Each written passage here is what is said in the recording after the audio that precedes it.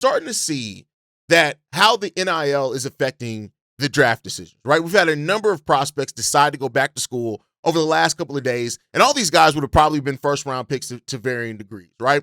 One of the first guys that we've seen that was going to go back is Alex Condon, right? Alex Condon, who, 2025, NCAA champion, and he's going back to do it again. He announced he's going to be returning back to the Florida Gators for his senior year. And you look at how he could have benefited coming off a championship winning season, right? With the one-seeded Florida team that would have absolutely helped him. He was projected to go to a late first-round pick in the 2026 NBA draft, and he decided to go back. And I think this is the first decision in where you're seeing how, if you're projected to go towards the end of the first round, some of those guys are going to go back. And the reason being is because of the NIL. But we're not done there, right? We're going to talk about the NIL portion of this. Caden Boozer also decided to go back as well. Go back to school. And, a lot of people, when they saw that notification he was going back to Duke, thought it was Cam Boozer. It's Caden Boozer who's going back, who was really good for the season. He had a terrible ending to that season and what he did in that last game. But, it was cut short. It is what it is. But he's still young.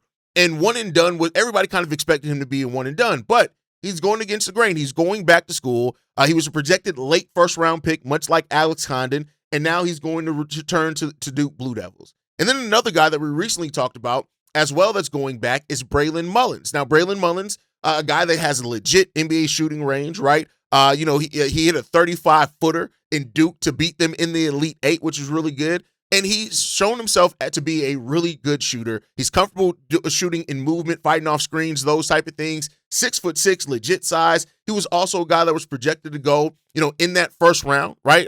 More round pick number 15, kind of in the middle of the first round. You had Todd Pettiford as well, a guy that I covered earlier in the season as somebody. He was one of the first dominoes to fall. He would have been a first-round pick easily, right? Like you look at what he's did in regards to that. He was one of the best six men in the nation when it came down to it. He's a smaller guard, so there's that part of it that kind of maybe affected him as well. He's choosing to stay in Auburn for another season, and that just is what it is. Why are these guys deciding to go back, right? Not to say that a lot of these guys were going to be on the Bulls draft board, but it does affect the draft. Like, this was a draft that people have talked about. You can get players that have all-star potential late into the first round. And a big reason why is the NIL money, right?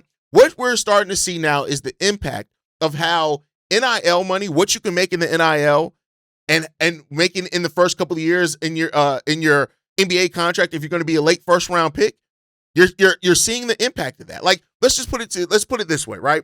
A player that is drafted in the late first round is probably going to be making about $4 to $5 million annually, right? That's what it's going to do. If you're